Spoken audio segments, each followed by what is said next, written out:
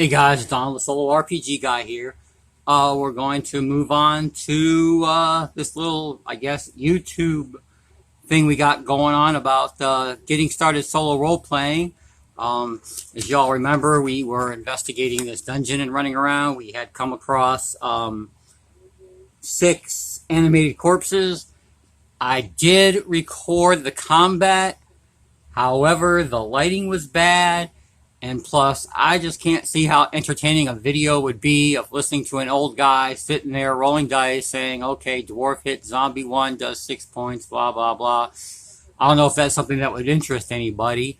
If it is something you'd like to see how, the Shadow of the Demon Lord mechanics work or anything like that, I guess put comments below and I will try. But anyway, we went ahead, we fought the corpses. The dwarf almost died. He was knocked down to like 2 life.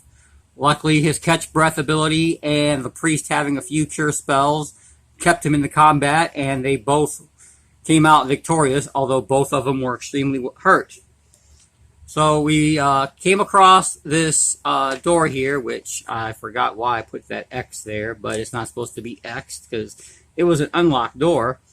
So we peeked in there, and that wound up being simply empty room. It was a commander's headquarters. Okay, so all of a sudden now, this story is beginning now to make a little bit of sense. We started off with a blank piece of paper. We got this dwarven stronghold that had been built by the dwarves, and the resources had dwindled. Now, when I made the map, I don't know if I didn't show this in the last video, there was this locked door that went somewhere. Excuse me.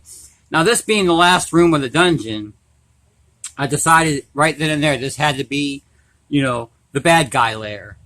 This would be, if I had a big bad guy fight, I would go to my Shadow of the Demon Lord book and figure out what challenge rating would be for something, really difficult, suitable for a big bad guy for these guys' level.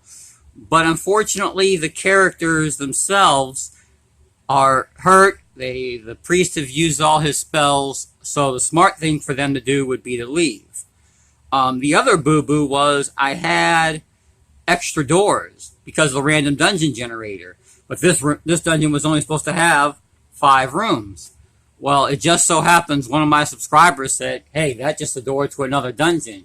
And immediately, as soon as he said that, I thought back of the resources dwindling.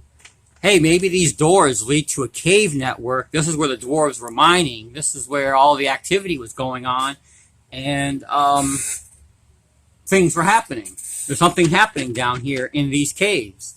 So now more story has developed.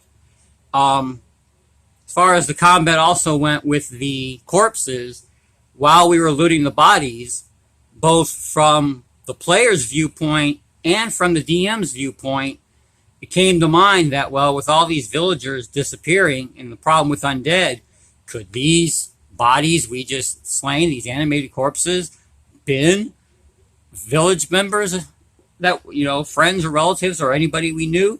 Well, that's when I said, okay, I consulted the oracle and asked the oracle, are these bodies of dead villagers from the village we're from?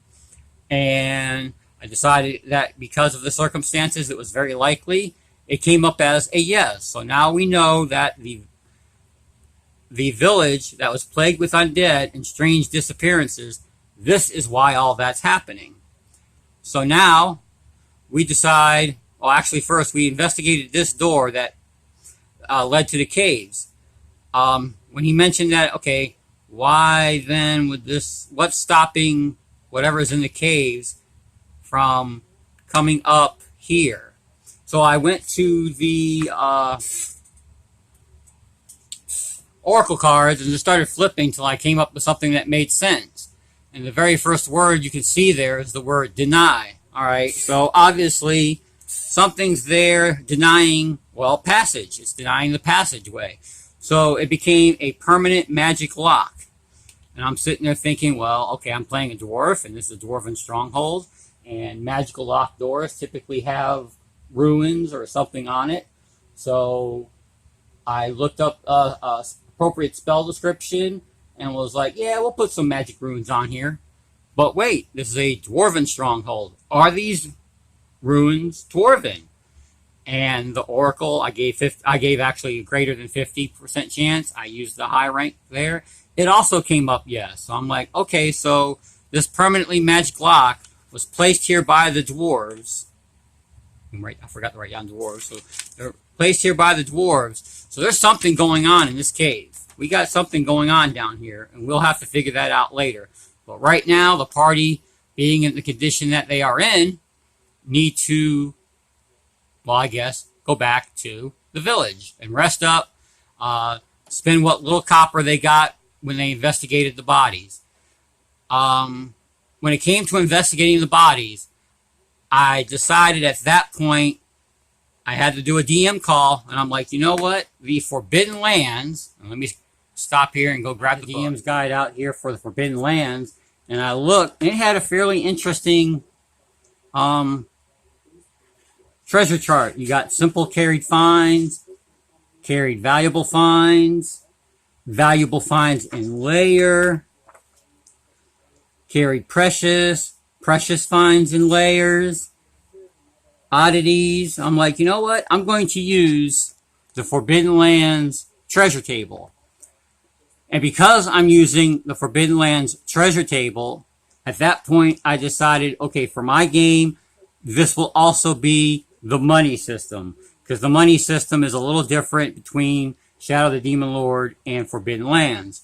So now this has become my treasure table, and now I've decided, okay, so since I'm using their money, that will be the system I will use as far as money. So from now on, characters, when they start off, I will roll on the Forbidden Lands money chart for their starting money, and use this book from now on, or actually the player's book from now on, as far as equipping my characters. Quick change in game, way to improve my game for me. You will always have to adjust your game on the fly when the situation comes. It's your game. You can do it any way you want. I decide, okay, Forbidden Lands money system is now in effect. Alright, so now the party will leave the dungeon and head back towards the village. That's the party side of me talking. Okay, the party has decided we're leaving. We're going to go back. Now comes in my DM voice. Okay, wilderness travel. Look at my review of the Forbidden Lands. The Forbidden Lands, in and of themselves, the role-playing game is designed as a hex crawl adventure that a DM would run. All I did was just convert it over for my solo play, or at least parts of it. So I'm looking here at the journey section, and the journey section gives the rules about breaking it down into quarter of a day, and then the rules for hiking: lead the way, keep watch, foraging, hunting, fishing, and then it's got these charts for various terrain types when you're trying to move, forage, and hunt, and how far you can move and all that. Well, that's easy to adapt. I'm like, okay, I can just use their rules for movement. And these pluses and minuses over here convert to banes and boons as far as the Shadow of the Demon Lord system. So I'm like, okay, so I can read through here to see what the rules are, and then just easily and quickly convert. So I'm like, all right, cool. I read through the rules real quick, and to have determined that, yeah, the best thing to do at this point is go reference now Shadow of the Demon Lord. I look at Shadow of the Demon Lord. I look at the profession rules here, and these are professions in Shadow of the Demon Lord essentially replace your skill system. If you have a profession, let's say magic, let's say you have the profession of magic, you tell a DM, hey, in order to read those magic runes, I have a profession of magic, can I read the magic runes? And the DM at that point would give you, possibly a boon on your roll. So as I'm sitting here looking at it, I'm like, well, we got the common professions, we got academic, we got criminal, we got martial, and we got a bunch of wilderness professions. So right then and there, as soon as I saw that, as well as remembering something I read on one of the forums or something, For every wilderness profession that you have, you'd get a boon on certain die rolls. And the martial profession as well. Martial and wilderness would work well together with the Forbidden Lands rules as far as making camp. And the wilderness rules here would work well as far as the hunting, the foraging, the fishing, as well as the lead the way rolls and a few other rolls. So, after looking through my books, I was able to come up with a simple system here that uses the Forbidden Lands rules below with the following adjustments. Use the chart on page 45. Bonus and penalty equals banes and boons. Lead the way. You get a +1 for each wilderness skill roll you have. Keep watch. You get a +1 boon for each military skill you have. And for fishing, foraging, and hunting, a +1 boon for wilderness skill. And make camp, you get a +1 boon for every wilderness and military skill. So now I've got my rules ready now for travel. It's time to go ahead and travel. All right, we reference back to our Shadow of the Demon Lord map. This is where the dungeon is, and this is where the village is. And by the Forbidden Lands rules, that is literally less than a day's travel. That's probably actually a day's travel, because I think over this, you can go, over plains, you can move 2 hexes. And so those are the 2 hexes we move. 1, 2. We've made it back to the village. So I make the appropriate die rolls to see what happens. Luckily for our adventurers, nothing happened. So now we're back at the village. Now that takes care of that part of play. All of a sudden now that DM hat comes into play. Now at this point of the story, nothing else has happened.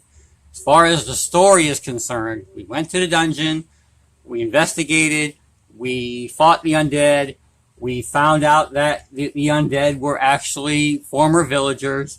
We've got that one locked door, which we know will lead to the lair of the bad guy, and we've got that other magically locked door, which leads possibly down to a dwarven cave system. We don't know for sure. We just, as the DM part, we're thinking that. We can always randomly select a method and see what else is going down there, but right now that part's not really important. We're not going to focus on it because our characters aren't actually interacting with that part of the adventure, so we don't need to bog ourselves down with that useless stuff. But we are into the part where we are heading into the village. Well, the first thing we got to do now is work a little on our village. As you recall, it was approximately 85 inhabitants, recently built, 2 years, ruled by a wise druid. The current issue is obviously undead with the strange disappearances. We're in a tent-like village. The only notable institutions that exist right now is a temple, a smith, and a tavern. Well, we are probably, from our character's point of view, going to want to tell somebody about what we saw in the dungeon. So one of the first people we're going to have to make up now is our druid. So looking at the Shadow of the Demon Lord book, we pull out our Shadow of the Demon Lord book and we realize that a druid is an expert path. Now you got to be at least 3rd level in Shadow of the Demon Lord rules to be 3rd level. So we go back right now. We're going to do it live. We're going to pull out our little Game Master Assistance cards. And as I discussed in a previous video, the easiest way that I use to determine level is sit here, shuffle the cards real quick, and then flip over 2. We take the first card and we subtract the second card. Oh, that happened before. Drew a 7 and drew a 7. Obviously, a 0 level won't work. We want at least 3rd level. So let's do it again. A 6 minus 6. Wow, these things are really not wanting to cooperate. Let's give them another good shuffle and see what happens. We're not stopping. We know we need at least a 3 or higher. And we could just arbitrarily right then and there just decided he's 3rd level. But I didn't want to do that. I want to flip over the cards. I want to play a little. When you're playing solo, it ain't like you can interact with people, so my interaction is, well, what do the cards tell me? 7 minus 9. Well, that ain't gonna work either. Wow, these cards are not liking us today. All we want is at least a number 3. I guess in Shadow the Demon Lord, since can't go higher than 10th level, I could just grab a die and roll a d10 and see what happens. But I like using the cards. You know what? We're just going to flip these two around. We're going to make them 3rd level. So we'll annotate right here. Notable NPCs. We have a druid, 3rd level. And we know he is the ruler of the village. We can give him a title later. Now, because we're not interacting with the druid just yet, what his personality is like or anything like that, we don't have to worry about that yet. But we are going to have to worry about that when we interact with the druid. But while we're here and we got our cards out, let's go ahead and look at the smith and the tavern. We need to generate ourselves not only a level, but we might want to get a class or maybe even a race. So let's first see here the smith. Well, the smith could be a 0 level somebody. We just don't know yet. Smith, 0 level. Let's start with the druid. Let's go ahead and figure out their races. Humans are the dominating race in Shadow or in the Forbidden Land setting anyway. So, is the druid a human? More than likely he is. So we'll use the higher number, the greater chance. We'll use the high number up here, or the high likely odds. So we'll give the cards a shuffle, and the random flip says, no, the druid is not a human. Alright, well then, is the druid an elf? Yes, the druid is an elf. So wise druid, 3rd level, ruler, elven. The smith is a 0 level.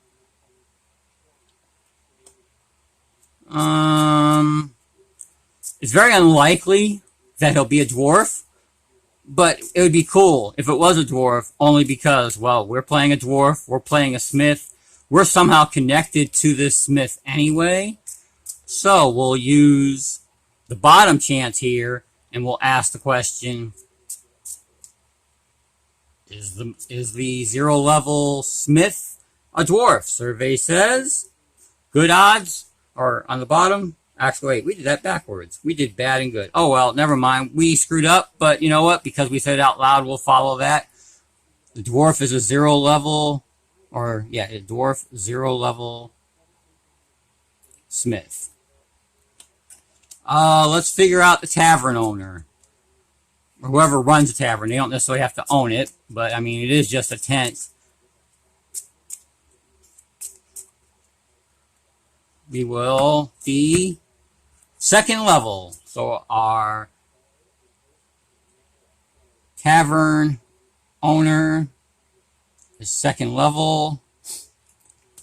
Are they human? This time we'll use the right one, the good odds. Yes. So a human, 2nd level, something. And the smith is a 0 level dwarf. Well, we don't have to worry so much then about a profession for the dwarf, because he doesn't have a class. But the tavern person does. So let's just see what the cards tell us. Give them a little shuffle. And what we're going to decide is, since we know what the layout of these cards are, we're going to flip over the card, and we're going to look at the belongings and see exactly what the belongings indicate. So we take our card, we flip it, and the belongings are Maze Walker's gear, bag of breadcrumbs, small stones, infinite strings. Okay, that's not really popping anything to mind, but then I see a series of explosions, and because this has got an infinite string, okay, that's indicating magic right off the top of my head. And that little toilet roll thing could either be a purple worm or a really weird hat, but I'm thinking it's purple worm. But since we see a series of explosions and this infinite string, that will indicate to us then, okay, this guy is some type of magic user. So, in Shadow the Demon Lord, 2nd level, Magician.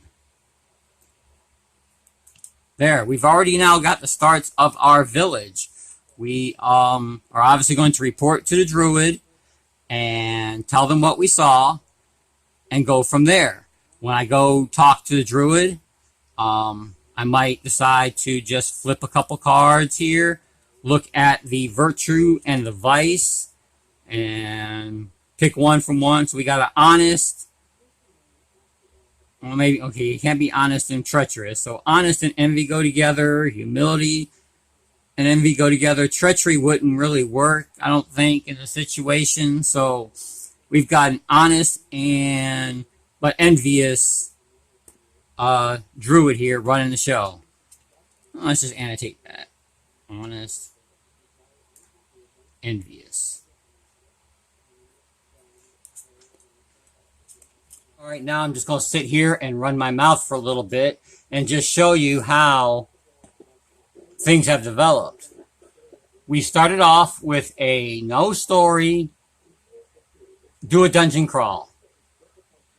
We did the dungeon crawl. We gave ourselves a little bit of background by creating the village. We went to the dungeon. We found out about the undead. We found out they were villagers. We've got the locked door that leads to a possible lair. As far as the DM side, the party does not know that that's the end of the dungeon. We as the DM know. You got to realize that as you're playing, you are wearing a billion different hats. Over here, you got one hat. You are the PCs. So play. The best advice I can say when it comes to playing your PCs is play your PCs with the knowledge only that they have. They do not know that behind that locked door is the end of the dungeon. They also have no clue what's behind that magic door. Come to think of it, we as the DM don't even know what's behind that magic door because we haven't figured it out yet. We haven't decided. We haven't rolled on any random tables. We haven't flipped any cards. That is just open-endedness just sitting there. And then over here, you got your DM hat. And when you're the DM, well, you got to wear your judge hat. You're the arbitrator. You're the creator of the world. And there's nothing out there that, as far as playing solo RPGing, that can emulate playing with an actual DM. So in my head, I've got two different voices talking to me. Over here, the party wants to do this, but the DM knows this. And there's that line between those two. I won't have my party do anything that they can't possibly have the knowledge of doing. That would be like when you're playing with a group, doing that metagaming, that really the bad form of metagaming. So remember, when you're playing, you're wearing all those hats. Over here's the player hat, and over here is every other hat that the DM has to wear. The storytelling, the judge, the jury, and in the case of the really, really bad guys, executioner. So that right there, you got to keep that in mind. And then when you also look, we've also got the story that's developing that was literally nothing. This notebook was empty. And in a couple of play sessions, well, we came up with our own wilderness rules. We took our two favorite games and merged them together. We pretty much got everything covered. Shadow the Demon Lord handles the combat, the magic, and a majority of all the mechanics, the rules for character classes, the monsters. Everything is coming out of Shadow the Demon Lord, except for we're using the setting for Forbidden Lands. We're using the money system from Forbidden Lands because we like those treasure tables. And there we go. Now, as we continue to play, if something comes up, we'll have to stop, put our DM hat on, and figure out how we're going to handle it. I can obviously go through my Forbidden Lands DM guide, look at the monsters in there, and write their stats up for, the Shadow of the Demon Lord mechanic. So I'll have that, which now it means I've added to my monster list, although I still think there's more monsters in Shadow of the Demon Lord than Forbidden Lands anyway. But now we've got the start of a campaign that can go many different directions. Do the PCs, after they report back to Druid, are they going to go back to that dungeon? Are they going to go investigate those caves, maybe? Or find out what's behind that magically locked door over here? We've got the locked door over there to explore.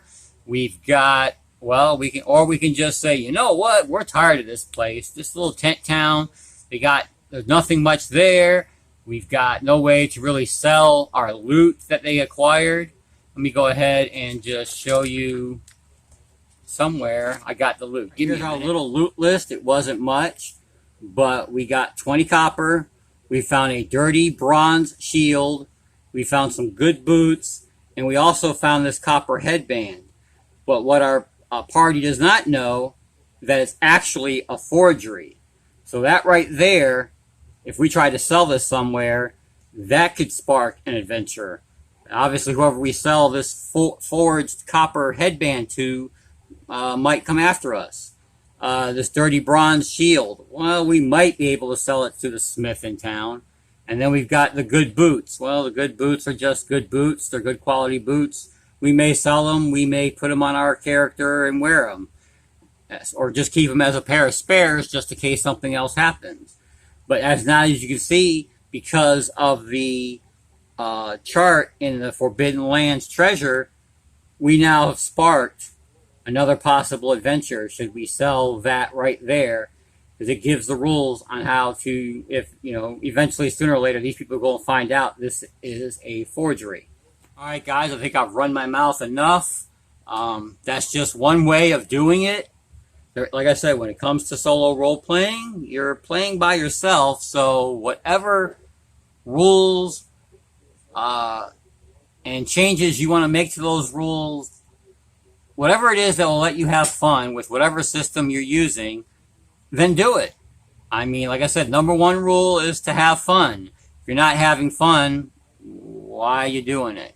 So, if you have any questions, feel free to comment below. If you have some suggestions as to what our little heroes might want to do, throw those down there. We might incorporate that into a future video maybe. But until the next video, happy gaming!